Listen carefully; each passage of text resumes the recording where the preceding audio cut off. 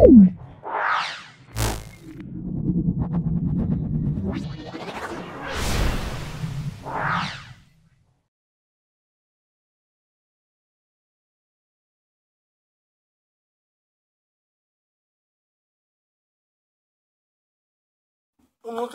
Set ভৌতবিজ্ঞানের 784 থেকে শুরু হচ্ছে। ভিডিওটা প্রথম থেকে শেষ পর্যন্ত দেখো। এর আগে আমরা 28টা সেট তুলে ধরেছি, সুতরাং অনেক প্রশ্ন কমন। সুতরাং কমন পোর্শনগুলো আমি আর নতুন করে ব্যাখ্যা করছি না, খুব ভালো করে দেখো। আশা করি তো আমার ভিডিও থেকে তোমরা উপকৃত হবে। যদি ভালো লাগে একটা লাইক করবে, যারা চ্যানেলটাকে সাবস্ক্রাইব করোনি চ্যানেলটাকে সাবস্ক্রাইব করে দেবে, বেল বাটনে ক্লিক করে দেবে। চলে এসো আজকের প্রথম প্রশ্নে। দেখে নাও, মেরুজ্যোতি দেখা যায় কোন স্তরে? দেখো, মেরুজ্যোতি দেখা যায়, আমরা বলবো সেটা হলো আয়নোস্ফিয়ার। হ্যাঁ, মেরু দেখা যায়, আমরা কি বলবো? আয়নোস্ফিয়ার। অপশন বি বলবো। তারপর দেখো, আদর্শ গ্যাসের অণুগুলির গড় গতিশক্তি উষ্ণতার সমানুপাতিক। তারপর চলে এসো, বাষ্প ঘনত্ব 22 এসটিপিতে 22.4 ml গ্যাসের ভর কত হবে? এটা হবে অপশান ডি হবে। Option D. কি করে হবে? একটু ডি এর মান বলা আছে, 22, তাহলে এম এর মান কত হবে? 44 গ্রাম। 2 × 22 মানে 44 গ্রাম এম এর মান পেয়ে যাব। তাহলে 22.4 লিটার 22.4 লিটার গ্যাস মানে কত বলবো? 44 গ্রাম। 1 লিটার, এটা হলো 44 বাই 22.4, আর এখানে দেওয়া আছে 22.4 ইন্টু 10⁻³ -3 মানে ml বলা আছে। ml কে মানে মিলিলিটারকে লিটারে করতে গেলে 10⁻³ দিয়ে গুণ করবো। তাহলে গুণ করলে কত হবে?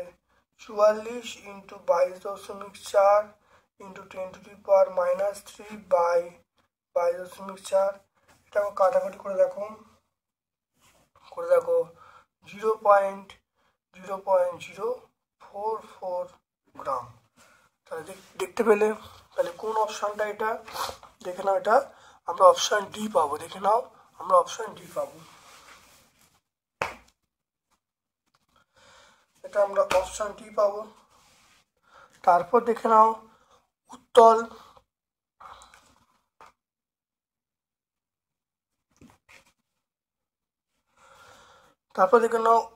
লেন্স। দেখো, উত্তল লেন্স বস্তুর কোন অবস্থানে বিবর্ধিত প্রতিবিম্ব উত্তল লেন্স বস্তুর কোন অবস্থানে বিবর্ধিত অসৎ প্রতিবিম্ব তৈরি করবে? এটা আমরা বলবো এফ এর কম দূরত্বে তৈরি করবে। কঠিনের দৈর্ঘ্য প্রসারণ গুণাঙ্ক এক্স হয়, আয়তন প্রসারণ গুণাঙ্ক যদি ওয়াই হয়, তাহলে আমরা কি বলবো? দৈর্ঘ্য প্রসারণ গুণাঙ্ক এক্স এবং আয়তন প্রসারণ গুণাঙ্ক ওয়াই। দেখে নাও, আমরা 1.5 দৈর্ঘ্য প্রসারণ গুণাঙ্ক এক্স আর আয়তন প্রসারণ গুণাঙ্ক ওয়াই, এটা y/3 হবে। তাহলে y সমান আমরা বলবো 3x বলবো।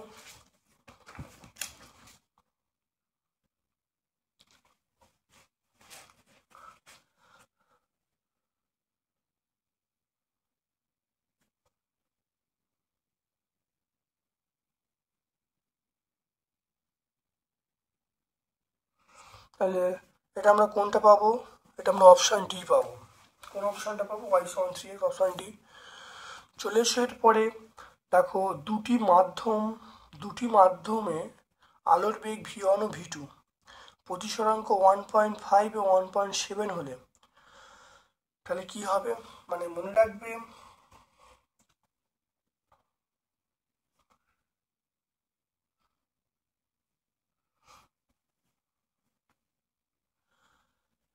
দেখে নাও,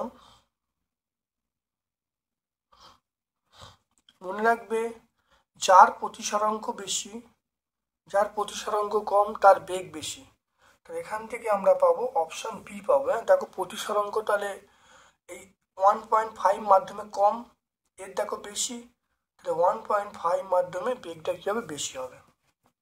তাহলে V1 গ্রেটার দেন V2 হবে। তারপর দেখো 1 কিলোওয়াট ঘন্টা, 1 কিলোওয়াট ঘন্টা কোন ভৌত রাশি নির্দেশ করে? এটা ব্যয়িত শক্তি বলবো। হ্যাঁ, ব্যয়িত শক্তি, অপশন বি বলবো। তারপর দেখো ক্যান্সার চিকিৎসায় আমরা ব্যবহার করি, ক্যান্সার চিকিৎসায় ব্যবহার করি কোবাল্ট। হ্যাঁ, ক্যান্সার চিকিৎসায় ব্যবহার করা কোবাল্ট 60CO27। নিচের কোনটি তড়িৎযোজী সমযোজী অসমী বন্ধন দেখা যায়? এটা আমরা বলবো অপশন ডি বলবো, অ্যামোনিয়াম ক্লোরাইড। তারপর দেখো গলিত, দেখে নাও গলিত NaCl, গলিত NaCl এবং গলিত NaCl এ এসি প্রবাহমাত্রা পাঠালে ক্যাথোডে কি উৎপন্ন হবে? উৎপন্ন হবে না, এসি পাঠালে কোনো কিছুই ঘটবে না। 1.11 হেবার পদ্ধতিতে ব্যবহৃত অনুঘটকের নাম কি? হেবার পদ্ধতিতে ব্যবহৃত অনুঘটকের নাম আমরা বলবো সেটা হলো লোহা, এফি বলবো। তারপর দেখো তামার আকরিক, তামার আকরিক আমরা বলবো কপার পাইরাইটিস, কপার পাইরাইটিস। অ্যাসিডিনের HCC বন্ধন কোণের মান কত? এটা বলবো 180 ডিগ্রি বলবো। কত বলবো? এটা 180 ডিগ্রি বলবো। HCC বন্ধন কোণের মান কত হবে? 180 ডিগ্রি হবে।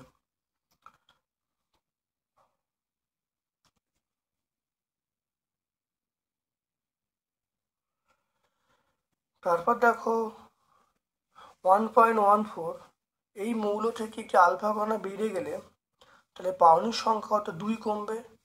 তাহলে দেখো নতুন যে পরমাণুর সংখ্যা আলফা কণা বেরিয়ে গেলে Z-2 হবে, তাহলে অপশন বি হবে। তারপর BCl3 যৌগে বি পরমাণু সর্ববহিষ্ঠ ইলেকট্রন সংখ্যাটা হবে, আমরা 3টে বলবো। এরপর দেখো চলে এসো group B A. Group B পৃথিবীর ছাতা বলা হয়, পৃথিবীর ছাতা বলা হয় সেটা হলো ওজোন স্তরকে। আমরা বলবো ওজোন স্তরকে পৃথিবীর ছাতা বলা হয়। 2.1 এটা আমরা বলবো ওজোন স্তর, ওজোন স্তরকে পৃথিবীর ছাতা বলা হয়। তারপর দেখো ওজোন স্তরে ওজনের বিয়োজনে এনোর ভূমিকা বলতে বলছে, এনোর ভূমিকা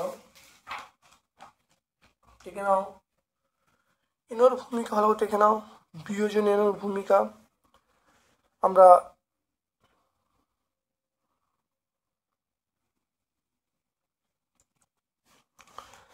দেখানো NO, এখানে NO plus O3, NO2 plus O2, NO2 plus O UV রশ্মির প্রভাবে NO প্লাস O3। তাহলে আমরা এইটা লিখলে পেয়ে যাব, পেজ নাম্বার 4-এ আমরা পেয়ে যাব। তাহলে পেজ নাম্বার আমরা 4 বলবো। একটি তরল জীবাশ্ম জ্বালানির নাম, তরল জীবাশ্ম জ্বালানির নাম আমরা কি বলবো?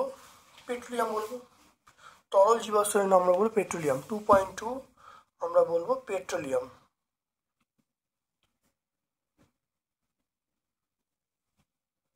পেট্রোলিয়াম বলবো। তারপর চলে এসো পিভি সমান 8টি সমীকরণে, পিভি সমান 8টি সমীকরণে পি এর মাতৃ সংকেত, পিভি সমান 8টি সমীকরণে পি এর মাতৃ সংকেত দেখে নাও। পিভি সমান 8টি সমীকরণে পিভির মাতৃ সংকেত। দেখো পিভি মানে আমরা বলবো পিভি মানে কাজ, কৃতকার্য। তাহলে কৃতকার্যের সমীকরণের মাতৃ সংকেত আমরা কি বলবো দেখে নাও, সেটা আমরা বলবো 2.3 m L2 T2 -2। তাহলে অ্যান্সার হবে আমরা বলবো mL2 T2 -2। এর উষ্ণ কোনো গ্যাসের 0 সেন্টি তাপমাত্রা আয়তন ভি, তারপর দেখো 91 সেন্টিগ্রেড তাপমাত্রায় আয়তন কত বৃদ্ধি পাবে?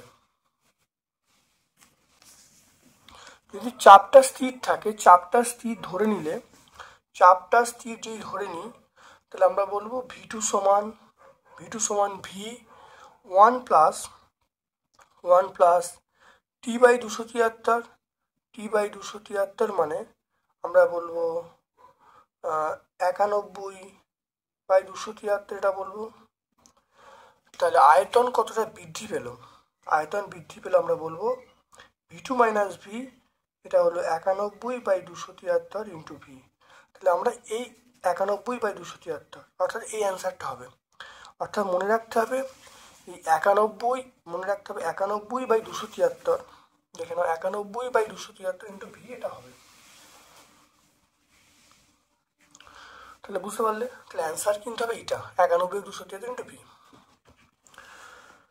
তারপর দেখে নাও নিচের সত্য মিথ্যা বলতে পারি। কোনো তরলের প্রকৃত প্রসারণ তরলটিকে যে পাত্রে রাখা হয় তার উপর নির্ভর, এটা মিথ্যা। এটা আমরা কি বলবো? মিথ্যা বলবো। প্রকৃত প্রসারণ তরলের পাত্রের উপর নির্ভর, তরল যে পাত্রে রাখা তার উপর নির্ভর করে না। তারপর দেখেন অথবার প্রশ্ন, তরলের কোন প্রসারণ তরলের প্রকৃত ধর্ম? এটা হলো আমরা অথবার প্রশ্ন করব, সেটা হলো 2.5 এটা মিথ্যা বলবো। আর এটা হলো তরলের কোন প্রসারণ তরলের প্রকৃত, অথবার প্রশ্ন আমরা বলবো এটা হলো প্রকৃত প্রসারণ প্রকৃত ধর্ম নির্দেশ করে। তাহলে প্রকৃত প্রসারণ প্রকৃত ধর্ম নির্দেশ করে। তারপর দেখে নাও জলের মধ্যে বায়ু বুদবুদ, এটা কোন লেন্স হিসেবে কাজ করবে? এটা হলো অবতল লেন্স হিসেবে কাজ করবে। জলের মধ্যে বায়ু বুদবুদ, এটা আমরা বলবো অবতল লেন্স হিসেবে কাজ করবে। সুস্থ স্বাভাবিক চোখে স্পর্শ দর্শন ন্যূনতম দূরত্ব কত? এটা হলো 25 সেন্টিমিটার। বায়ুমণ্ডল না থাকলে আকাশের রং কি হতো? এটা আমরা কালো বলবো, আকাশের রং কালো হতো। 2.8 আমরা পেয়ে যাবো কালো। বায়ুমণ্ডল না থাকলে আকাশের রং কি হতো? কালো হতো। তারপর দেখো বৈদ্যুতিক, দেখে নাও বৈদ্যুতিক মোটর কোন শক্তিতে? তড়িৎ শক্তি, যান্ত্রিক শক্তিতে। বৈদ্যুতিক মোটর তড়িৎ শক্তি যান্ত্রিক রূপান্তরিত হয়। বৈদ্যুতিক মোটর এটা আমরা বলবো তড়িৎ শক্তি যান্ত্রিক শক্তির উপর রূপান্তরিত হয়। 2.10 সমযোজী ত্রিবন্ধনযুক্ত একটি যৌগের নাম। সমযোজী ত্রিবন্ধন যৌগের নাম, যদি একটা মৌলের নাম বলি, আমরা যদি মৌলের নাম বলি মৌলিক অণু উত্তরটা হবে নাইট্রোজেন। আর যৌগিক পদার্থ,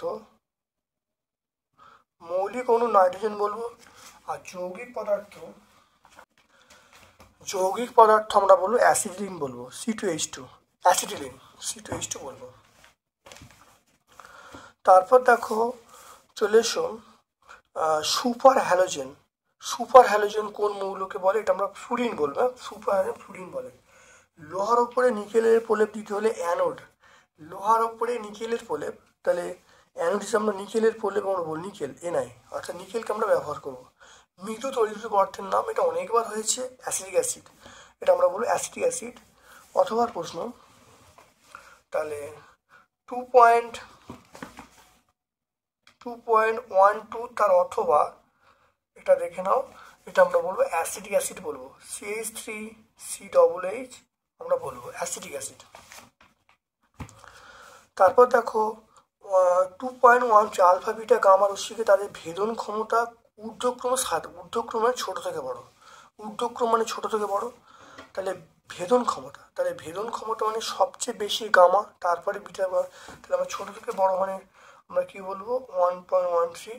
ঊর্ধ্বক্রম মানে হলো তার আলফা, তারপরে বিটা, তারপরে গামা। আলফা বিটা গামা, সবচেয়ে ছোট আলফা, তারপর বিটা, তারপর গামা। তারপর দেখো কোন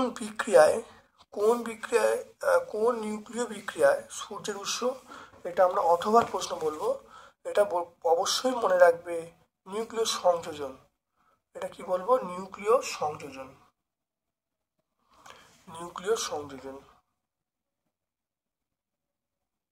আমরা বলবো নিউক্লিয় সংযোজন বলবো। তারপর দেখো নেজলার বিকারকের সঙ্গে অ্যামোনিয়ার বিক্রিয়ায় নেসলার বিকারকের সঙ্গে অ্যামোনিয়ার বিক্রিয়া আমরা বলবো তামাটে বাদামি। তাহলে আমরা কি বলবো? তামাটে বাদামি। তাই 2.14 এটা আমরা বলবো তামাটে বাদামি। তামাটে বাদামি হবে। তারপর দেখো সিলভার নাইট্রেটের জলীয় দ্রবণে H2S পাঠালে অধক্ষেপ পড়ে, অধক্ষেপের সংকেত। সিলভার নাইট্রেট দেখে না ভালো করে, তাহলে 2.15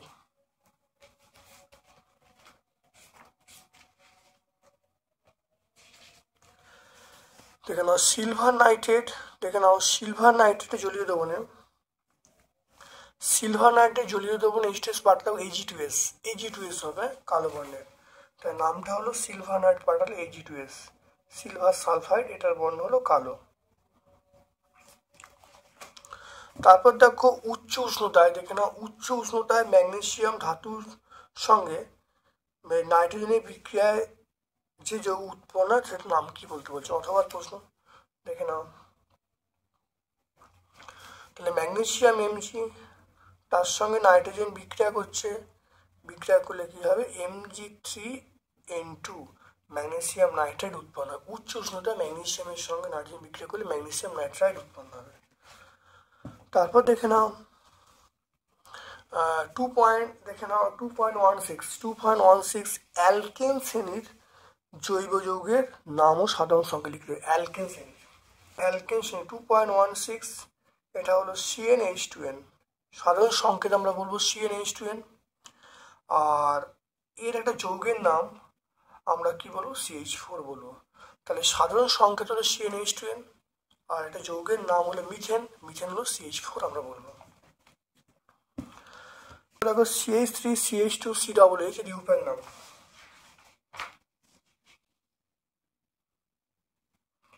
দেখে নাও এটার নাম হলো প্রোপানোয়িক অ্যাসিড। কি নাম? Propanoic acid. আমরা কি বলবো? Propanoic acid.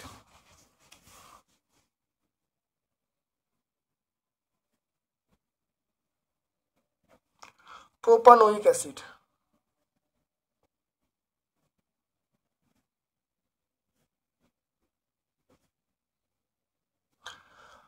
আমরা বলবো প্রোপানোয়িক অ্যাসিড। কি বলবো? সেটার নাম হলো প্রোপানোয়িক অ্যাসিড। তারপর দেখো একটি জৈব ভঙ্গুর পলিমারের নাম, এটা আমরা বলবো সেলুলোজ।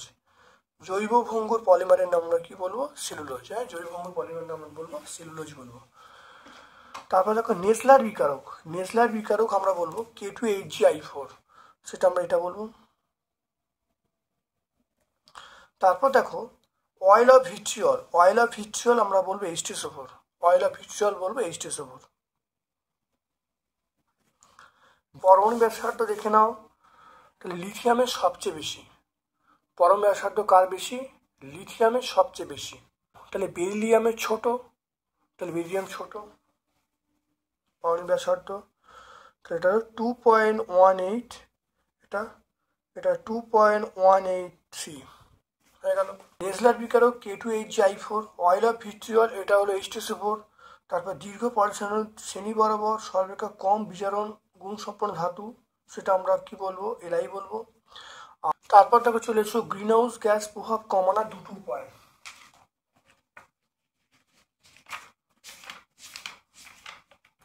গ্রিন হাউস গ্যাস কমানোর দুটো উপায় দেখে নাও। এক হলো পুনর্নবীকরণযোগ্য শক্তি ব্যবহার বাড়াতে হবে, সাইকেল, রিক্সা, হস্তচালিত নৌকা ব্যবহার করতে হবে, অরণ্যচ্ছেদন রুখতে হবে। এগুলো বলবো, দুটো পয়েন্ট বলে দেবো, পেজ নাম্বার 5 আমরা পেয়ে যাব।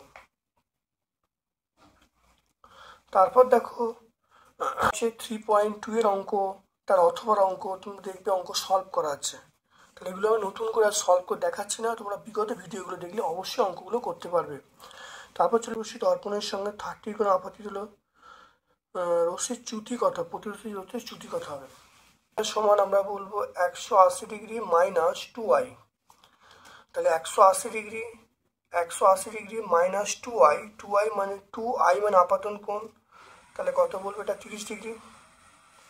তাহলে ডেল্টা সমান 180 ডিগ্রি মাইনাস 60 ডিগ্রি, তাহলে ডেল্টা সমান পেয়ে গেলাম 120 ডিগ্রি।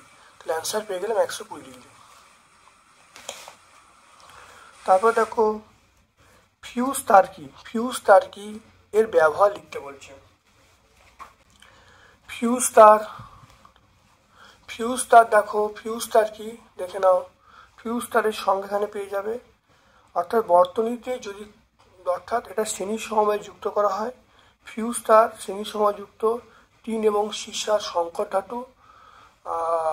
এর কাজ হলো যদি অধিক কারেন্ট যদি গৃহস্থলীতে গৃহে প্রবেশ করে তাই তারটা গলে গিয়ে বিভিন্ন যন্ত্রপাতিগুলিকে রক্ষা করবে। পেজ নাম্বার 72 আমরা পেয়ে যাব।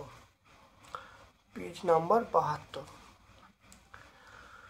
220 ভোল্ট থেকে এসি যে শক পাওয়া যায় 220 ভোল্ট ডিসি তার সঙ্গে অনেক বিপজ্জনক কেন দেখে নাও। এটা তোমরা কিভাবে পাবে তাই তোমরা বুঝিয়েছি, তোমরা লিখে নেবে। এটা তোমাদের দেখে নাও, দেখে নাও অথবার প্রশ্নটা দেখে নাও, অথবার প্রশ্নটা। তাহলে 220 ভোল্ট এটা ডিসি, ডিসি হলে আমরা কিন্তু 220 ভোল্ট শক পাবো, ঠিক আছে।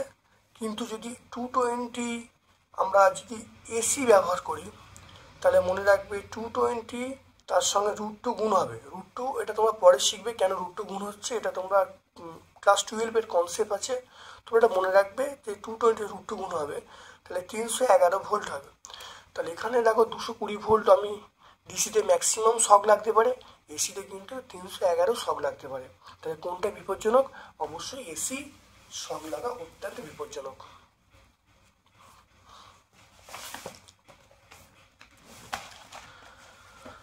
তারপর চলে এসো দেখে নাও, দেখে নাও তারপরে তাপ পরিবাহিতাঙ্ক, তাপ পরিবাহিতাঙ্ক কাকে বলে?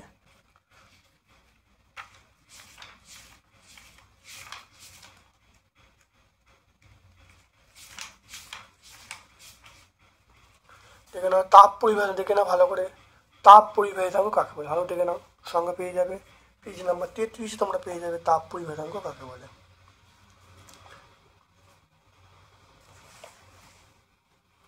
তারপর দেখো গ্যাসের আয়তন প্রসারণ গুণাঙ্ক কাকে বলে?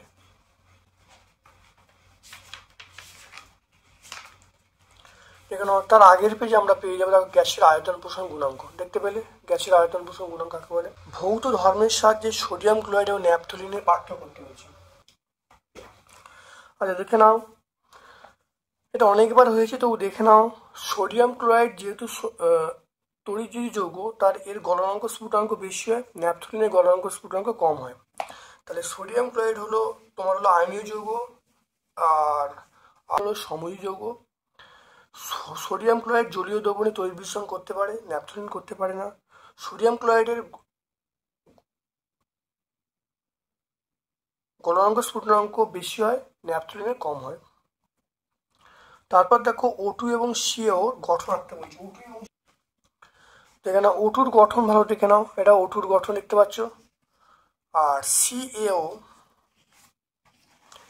গঠন দেখো এখানে দেখতে পাচ্ছ, এটা কোনো CO এর গঠন দেখতে পাচ্ছ। একটি বিক্রিয়ার সাহায্যে প্রমাণ করো অ্যামোনিয়াতে নাইট্রোজেন আছে।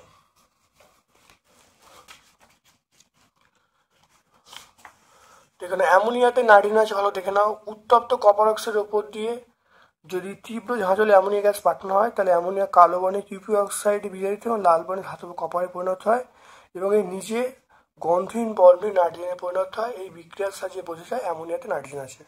পেজ নাম্বার 119 আমরা পেয়ে যাব। MsO4 ধাতু জলীয় দ্রবণে তড়িৎ বিশ্লেষণ করলে ক্যাথোড ও অ্যানোডে কি বিক্রিয়া ঘটবে? বিক্রিয়া জারণ না বিজারণ উল্লেখ করতে বলছে। MsO4 দেখে নাও, এই উত্তরটা দেখে নাও, ভালো দেখে নাও এই উত্তরটা। তাহলে MsO4 দেখো জলীয় দ্রবণে কি উৎপন্ন হবে, দেখো MsO4 তাহলে Ma2+ SO4 2- হবে, আর জলটা H+OH- হবে।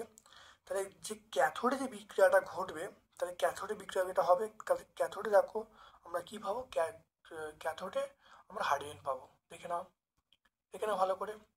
তাহলে ক্যাথোডে H+ আয়ন গ্রহণ করায় ক্যাথোডে কি হবে? বিজারণ ঘটবে। ইলেকট্রন যদি গ্রহণ হয় তাহলে ক্যাথোডে কি ঘটবে? বিজারণ ঘটবে। অ্যানোডে কি হবে? জারণ ঘটবে। দেখে নাও ভালো করে।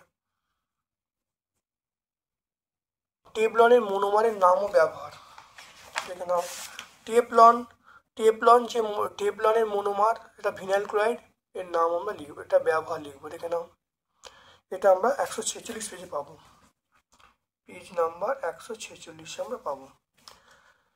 তারপর চলে এসো গ্রুপ ডি।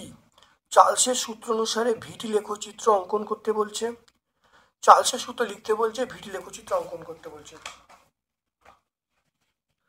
দেখে নাও চার্লসের সূত্র, ভালো দেখে নাও চার্লস সূত্র, এটা দেখতে পাচ্ছ, এটা চার্লসের সূত্র। আর ভিটি লেখচিত্র দেখে নাও, এটা হলো ভিটি লেখচিত্র। দেখে নাও, তাহলে এটা হয়ে গেল। তারপর দেখো পরম শূন্য অথবা প্রশ্ন পরম শূন্য স্কেল এবং পরম শূন্য উষ্ণতার সংজ্ঞা দিতে বলছে। দেখে নাও পরম শূন্য উষ্ণতার সংজ্ঞা দেখে নাও। এটা পরম শূন্য উষ্ণতার সংজ্ঞা। দেখো স্থির চাপে -273 সেন্টিগ্রেড তাপমাত্রায় আয়তন শূন্য হয়, এই উষ্ণতাকে বলে পরম শূন্য উষ্ণতা। আর স্কেল দেখো, স্কেল বললো বিজ্ঞানী কেলভিন। দেখে নাও বিজ্ঞানী কেলভিন তাপমাত্রা নতুন স্কেল প্রবর্তন করে, যার 0.0 এবং -273 শূন্যকে ধরেছে -273 সেন্টিগ্রেড স্কেলের প্রতি 1 ডিগ্রির মান সেলসিয়াস স্কেল ধরে যে স্কেল তৈরি করেছেন তাকে বলে পরম স্কেল। তাহলে এটা পেজ নাম্বার 13-তে পেয়ে যাবো। এই উত্তরগুলো আমরা কত পাবো? পেজ নাম্বার 13-তে পেয়ে যাবো। আগের উত্তরটা ব্যাখ্যা করে দিলাম।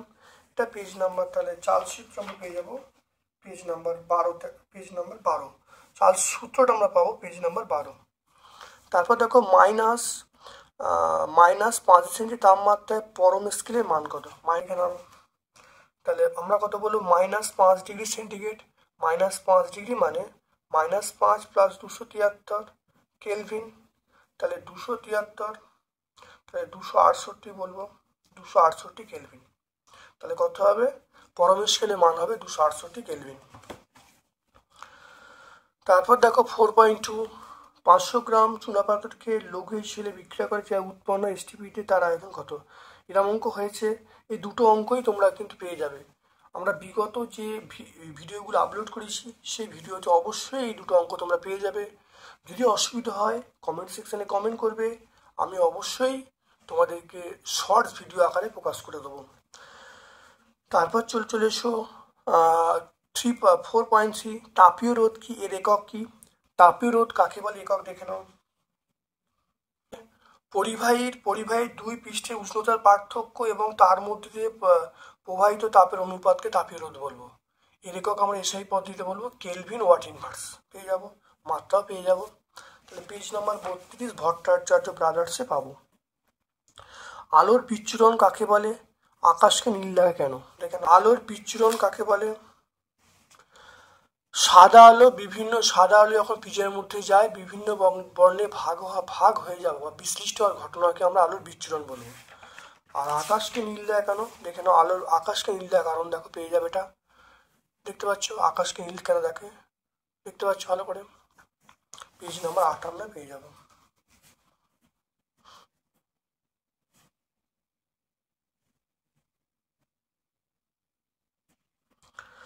তারপর দেখো উত্তর লেন্সে এফ এবং 2f এর মাঝে বস্তু রাখলে প্রতিবিম্ব কেমন হবে চিত্র সহ দেখাতে বলেছে। দেখে নাও এফ এবং 2f এর মাঝখানে বস্তু রাখা হয়েছে। দেখে নাও ছবি আঁকবে, এর প্রতিবিম্ব কেমন হবে। এটা হলো প্রতিবিম্বটা বস্তু সাপেক্ষে উল্টো হবে, অবশীর্ষ হবে। প্রতিবিম্ব বস্তু সাপেক্ষে উল্টো হবে, বিবর্তিত হবে, অবশীর্ষ হবে। ভালো দেখে নাও। এটা আমরা পেজ নাম্বার 50-এ পেয়ে যাব। এটা পেজ নাম্বার 50-এ পেয়ে যাব।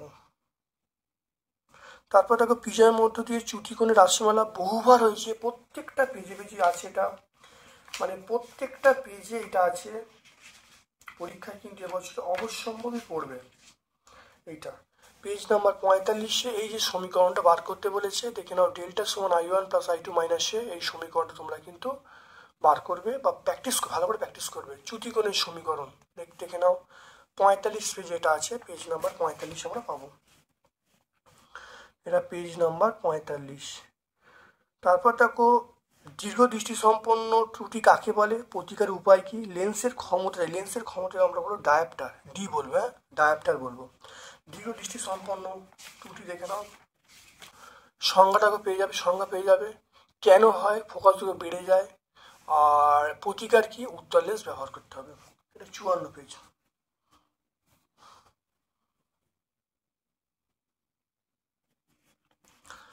তারপর দেখো এই অঙ্ক, বিওটির অঙ্ক প্রত্যেকটা পেজে পেজে আছে, নিশ্চয়ই তোমরা বুঝতে পেরেছো।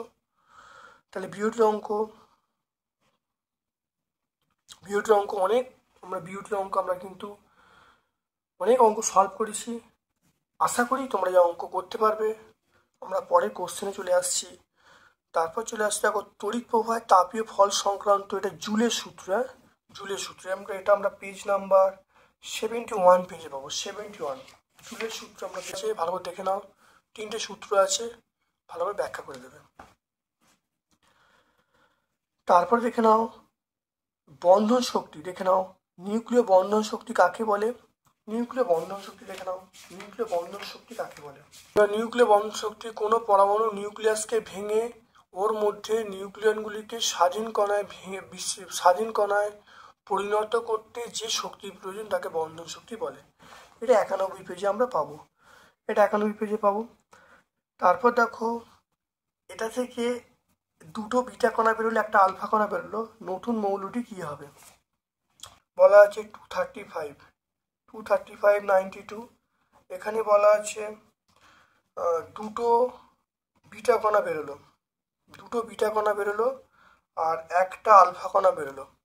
তাহলে দুটো বিটা কণা বেরোনোর জন্য নতুন মৌলটা, যখন একটা বেরোলো তাহলে পরমাণু ক্রমাঙ্ক কমলো 2, তাহলে আলটিমেট কত হলো, 92 হলো। তাহলে 92 আমরা ইউরেনিয়াম বলবো, সেটা হলো 92 বলবো। তারপর দেখো ভর সংখ্যা দেখো আমরা কত হবে, একটা আলফা কণা বা বেরোনোর জন্য 4 কমবে, তাহলে আমরা বলবো 231 বলবো। কোশ্চেনটা চলে এসো, বলা আছে দুটি বিটা কণা ও একটি আলফা কণা নির্গত হলে নতুন মৌলটা কি হবে। দেখো দুটো বিটা কণা বেরিয়েছে, দুটো বিটা কণা বেরোনোর জন্য তাহলে পরমাণু ক্রমাঙ্ক বাড়ছে কত, তাহলে 92 ছিল, তার থেকে 2 যোগ 94, একটা আলফা কণা বেরোলো, 2 কমলো। আর আলফা কণা যখন বেরোবে তখন ভর সংখ্যাও কত কমবে, 4 কমবে, তাহলে 4 কমলে 225 থেকে 4 কম 231 হবে। তাহলে নতুন মৌলটা হবে, আমরা এটা বলবো 231, এটা বলবো। তারপর দেখো তড়িৎ ঋণাত্মকতা কাকে বলে, এটা প্রত্যেকটা পেজে আমরা করেছি, অনেকবার হয়েছে, তোমরা দেখে নেবে। বিগত পেজে আমি একাধিকবার ব্যাখ্যা করেছি এবং বলেছি, তোবার আবার দেখে নাও। তড়িৎ ঋণাত্মকতা কাকে বলে, তড়িৎ ঋণাত্মকতা কাকে বলে, পর্যায় বরাবর এবং শ্রেণী বরাবরের পরিবর্তন কেমন হবে। দেখে নাও, অন্য কোনো মৌলের পরমাণুর সঙ্গে সমযোজী বন্ধনে আবদ্ধ থাকা অবস্থায় বন্ধন সৃষ্টির ইলেকট্রন জোড়কে অন্য কোনো মূল্যে নিজের পরমাণুটিকে আকৃষ্ট করার ক্ষমতাকে আমরা বলবো তড়িৎ ঋণাত্মকতা বলবো। এবার দেখো বাম থেকে ডান দিকে গেলে এটা কি হবে, বাম থেকে ডান দিকে গেলে বৃদ্ধি পাবে আর উপর থেকে নিচে নামলে হ্রাস পাবে। পেজ নাম্বার 102 আমরা বলবো।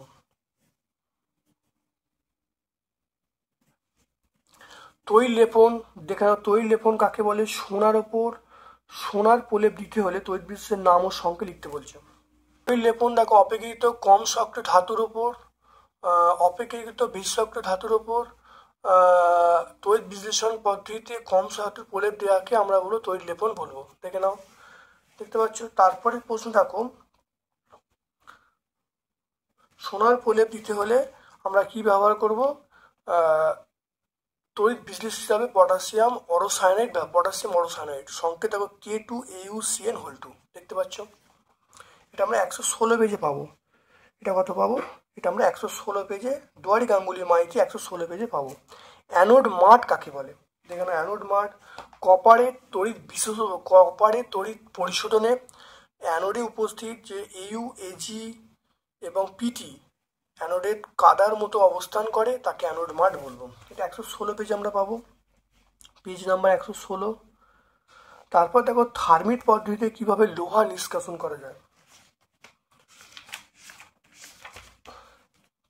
যেখানে থার্মিক পদ্ধতি থেকে বলে দেবে এই উচ্চ তাপমাত্রায় শুরু করে এই বিক্রিয়ার মধ্যে লিখলেই হবে। দেখে নাও থার্মিক পদ্ধতিটা আমার বললেই হবে। তাহলে 133 পেজে পাবো, পেজ নাম্বার 133।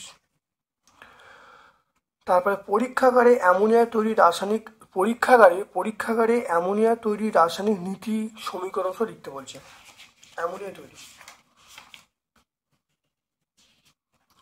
পরীক্ষাগারে অ্যামোনিয়া তৈরি দেখে নাও।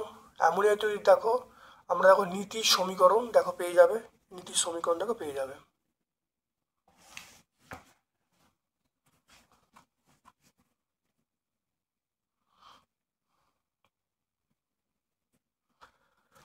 তারপর দেখো 4.12 দুটি ভিন্ন জৈব যৌগ এ ও বি এর আণবিক সংকেত C2H6O। ঠিক আছে, এ ধাতব সোডিয়ামের সঙ্গে বিক্রিয়া করে হাইড্রোজেন উৎপন্ন করে, বি ধাতব সোডিয়ামের সঙ্গে বিক্রিয়া করে না। এ এবং বি যৌগের সংকেত লিখতে বলছে। খুব ভালো করে দেখে নাও। তাহলে যৌগ দেখে নাও C2H5O। দেখো C2H5O, তাহলে যৌগ দুটো হবে, একটা হলো ইথাইল অ্যালকোহল আর একটা হবে ডাইমিথাইল ইথার। দেখতে পাচ্ছ, তাহলে প্রথম তাহলে এ যৌগটা হবে ইথাইল অ্যালকোহল আর বি যৌগটা হবে ডাইমিথাইল ইথার। এবার দেখো এই এ যৌগটা মানে ইথাইল অ্যালকোহল দেখো ধাতব সোডিয়ামের সঙ্গে বিক্রিয়া করছে। দেখে নাও এই যৌগটা দেখো ধাতব এটা ইথাইল অ্যালকোহল CH3CH2OH মানে ইথাইল অ্যালকোহল দেখো ধাতব সোডিয়ামের সঙ্গে বিক্রিয়া করে হাইড্রোজেন উৎপন্ন করছে। তাহলে আমরা কি সিদ্ধান্ত করলাম? তাহলে এখানে কনক্লুশন হলো এ যৌগটা হলো ইথাইল অ্যালকোহল আর বি যৌগটা হলো ডাইমিথাইল ইথার। বুঝতে পারলে? তাহলে যেরকম ভাবে বললাম তোমরা সেরকম ভাবে কিন্তু খাতায় লিখে দেবে। তাহলে এটা ব্যাখ্যা হয়ে গেল। বলে কার্যকরী মূলক কাকে বলে? দেখে নাও। কার্যকরী মূলক অর্থাৎ যেসব মূলক জৈব যৌগের অণুতে উপস্থিত থেকে জৈব যৌগের প্রকৃতি ধর্ম নির্ধারণ করে তাদেরকে আমরা কার্যকরী মূলক বলবো। যেমন ধরো অ্যালকোহল, তার মূলক হলো OH। তারপর দেখো বিক্রিয়ার সাহায্যে দেখাও ইথিলিন একটি অসম্পৃক্ত হাইড্রোকার্বন। ইথিলিনের অসম্পৃক্ত হাইড্রোকার্বন দেখে নাও। তাহলে দেখো এই ব্রোমিন জলের বিক্রিয়া আমরা বলবো, দেখে নাও। দেখো লাল বর্ণে ব্রোমিন জল বন্ডিং হয়ে যাচ্ছে, এখান থেকে বলে যায় ইথিলিন একটি অসম্পৃক্ত যৌগ। এটা পেজ নাম্বার 144-145 পাবে। Page number 144-145। তারপর দেখো সিএনজির ব্যবহার করতে হবে। দেখো সিএনজি আমরা ব্যবহার বলবো জ্বালানি হিসেবে ব্যবহার করি, বা ধরো পরিবহন ব্যবস্থা আমরা ব্যবহার করি। এটা 144 পেজ আমরা পাবো, পেজ নাম্বার 144। তাহলে আজকে আমরা 29তম সেটটা ব্যাখ্যা করলাম। যদি কোনো প্রশ্নে অসুবিধা হয় তাহলে অবশ্যই কমেন্ট সেকশানে কমেন্ট করবে। যদি ভালো লাগে লাইক করবে, যারা চ্যানেলটাকে সাবস্ক্রাইব করে দেবে, বেল বাটনে ক্লিক করে দেবে। আমার পক্ষ সকলকে ধন্যবাদ এবং শুভকামনা জানিয়ে আজকের মতো ভিডিও শেষ করলাম। Thank you.